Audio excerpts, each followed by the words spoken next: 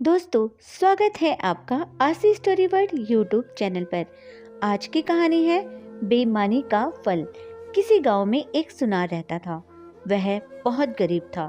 पहले तो उसके पास काफी धन था, परंतु जब उसने सेठ करोड़ी मल के 8 लाख रुपए के हार की बेईमानी की, तो गांव के लोगों का उसके ऊपर से विश्वास हट गया और उन्होंने उससे अपने गहने बनवाने बंद कर दिए, जिसके कारण उसकी दशा दिन प्रतिदिन बिगड़ती चली गई और अंत में वह इतना गरीब हो गया कि उसके घर में एक समय ही चूल्हा जलता था।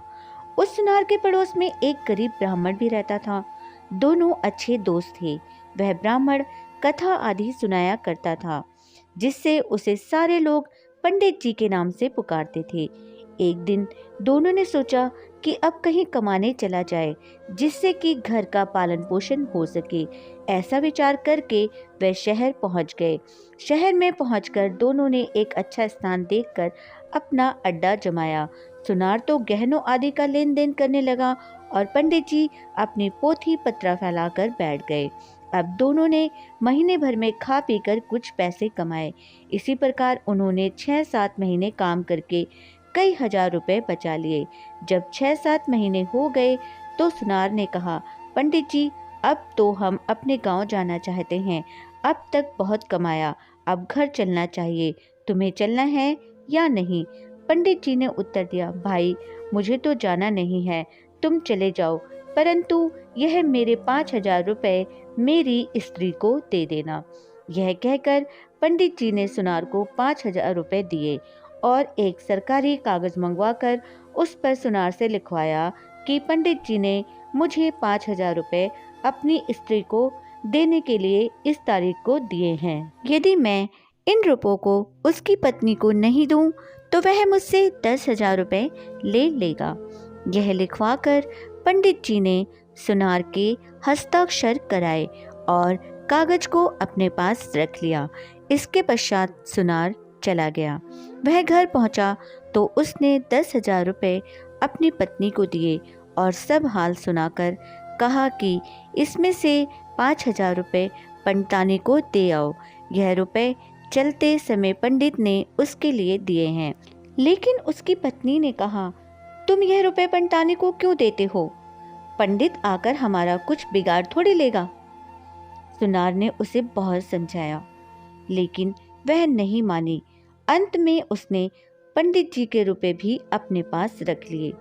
जब पंडितानी ने सुना कि सुनार अपने घर पर आ गया है, तो वह दौड़ी दौड़ी आई। उसने सुनार से पूछा कि पंडित जी ने हमारे लिए कुछ भेजा नहीं है? वह अभी 2-2.5 महीने बाद आएंगे। पंडितानी बेचारी चुप होकर अपने घर चली गई। कुछ दिन बाद फिर वह आई और पूछा कि पंडित जी की कोई चिट्ठी तो नहीं आई। यद्यपि पंडित जी की एक चिट्ठी आई थी। कुशल क्षेम के पश्चात लिख रखा था कि रुपए तो पंडितानी को मिल ही गए होंगे। अब मैं 2 महीने बाद वापस आ रहा हूँ, इसलिए सुनार ने वह चिट्ठी भी नहीं दिखलाई, क्योंकि इससे भेद खुलने का डर था। अब पंडितानी तथा उसके बच्चे भूखे मरने लगे। कभी कभी पंडितानी पंडित जी का हाल चाल सुनार से पूछने आ जाती, लेकिन उसे टका सा जवाब मिलता। 2 महीने बाद पंडित जी एक दिन 25,000 और कमाकर घर लौटे। इधर सुनार भी 20-25,000 गांव में ही पैदा कर चुका था। पंडित जी जब अपने घर पहुंचे तो उन्होंने अपने लड़के को पुकारा। उसकी पत्नी समझ गई कि पंडित जी आ गए हैं। उसने झट दरवाजा खोला। पंडित जी बड़े ही हट्टे कट्टे हो गए थे। शहर में उन्हें अच्छा खासा खाना मिलता था, किंतु जब वे अपने घर में घुसे तो उन्होंने देखा कि उसकी पत्नी तथा बच्चों की बड़ी बुरी स्थिति हो रही है। कपड़े तथा शरीर तो इतने गंदे दिखाई देते थे कि मानो अभी धूल में लौट कर आए हों। घर की ऐसी बुरी स्थिति देखकर उन्होंने अपनी पत्नी से पूछा, घर की ऐसी हालत क्यों हो रही है? उसकी पत्नी ने कहा, आपने तो वहां पर सोच लिया था कि मैं घर की कोई सुध ही नहीं लूंगा, चाहे जो भी हो। जब घर के सारे स्त्री बच्चे मर जाएंगे, तब घर लौट कर के जाऊंगा और घर में अकेला आराम करूंगा।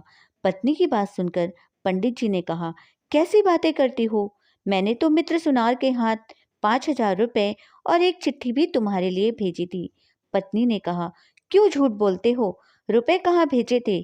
5,000 रुपए और चिट्ठी क्या? मुझे तो एक पैसा तथा कागज का एक छोटा सा टुकड़ा भी नहीं मिला। पंडित जी को शक हुआ कि कहीं सुनार ने चिट्ठी और रुपए दबा तो नहीं लिए। वह झट से अपनी पत्नी को लेकर सुनार के यहाँ पहुंचा। सुनार ने पंडित को देखते ही समझ लिया कि यह रुपए के बारे में कुछ कहने आया है। पास आने पर सुनार बोला, राम राम पंडित जी, कहो कैसे आना हुआ? पंडित जी ने राम राम करते हुए कहा, क्यों भाई, तुमने रुपए और चिट्ठी तो बिल्कुल दबा कर रख ली। सुनार ने चौंकने का नाटक करते हुए कहा, कैसी चिट्ठी और कैसे रुपए? पंडित जी ने झट से वह कागज जिस पर शर्त लिखी हुई थी दिखलाया। लेकिन सुनार बोला, मुझे कुछ नहीं पता, तुम मुझे बेवकूफ बना रहे हो, मुझसे रुपए ऐंठना चाहते हो। पंडित समझ गया कि यह ऐसे रुपए नहीं देगा। वह वहां से सीधे कोतवाली पहुंचे और कोतवाल साहब से कहा कि उस सुनार ने मेरे 5,000 रुपए दबा लिए हैं, मेरे रुपए मुझे दिलाने की कृपा करें। इतना कहकर उन्होंने वह शर्त वाला कागज कोतवाल को दिखाया। कोतवाल ने कागज देखा तो उसे विश्वास हो गया कि रुपए पंडित ने सुनार को दिए थे। वह उसी समय 2 सिपाही लेकर पंडित जी के साथ चल दिए। जब वह चारों सुनार के घर पहुंचे तो वह सिपाहियों और कोतवाल को देखकर सुनार बहुत डरा। उसने वहां से भागना चाहा, लेकिन उसे झट से एक सिपाही ने पकड़ लिया। कोतवाल ने सुनार से पूछा, पंडित जी के रुपए कहाँ हैं? सुनार ने आश्चर्य दिखाते हुए कहा, कैसे रुपए? कोतवाल ने वह कागज दिखाया और कहा, देख, यह रहा रुपए देने का प्रमाण। सुनार उसे देखकर बोला, यह बिल्कुल झूठा है।